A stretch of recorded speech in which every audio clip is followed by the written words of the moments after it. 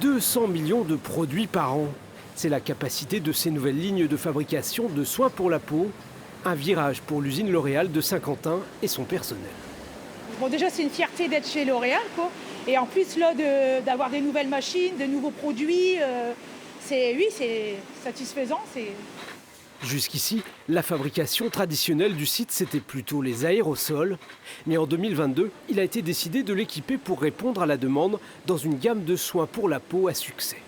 Le process de fabrication et le process de conditionnement sont différents pour les deux produits, tout simplement parce que ce n'est pas les mêmes articles qu'on va mettre en œuvre.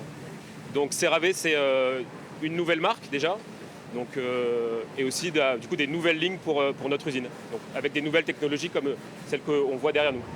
50 millions d'euros ont donc été investis pour transformer les bâtiments et implanter en leur cœur 3 mélangeurs comme celui-ci. Chacun d'eux permet de fabriquer 20 tonnes de produits à la fois. Donc c'est l'équivalent d'un grand thermomix, si vous voulez.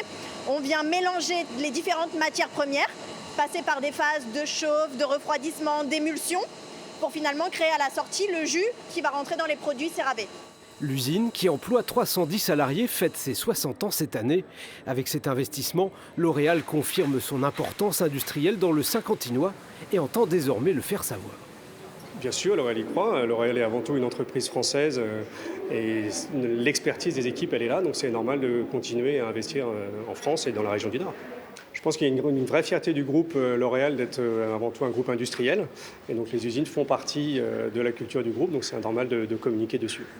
L'Oréal possède une autre usine juste à côté, à Gauchy, 4 en tout dans les Hauts-de-France. Les travaux sur ce site se poursuivent. Tout doit être entièrement opérationnel au début de l'été.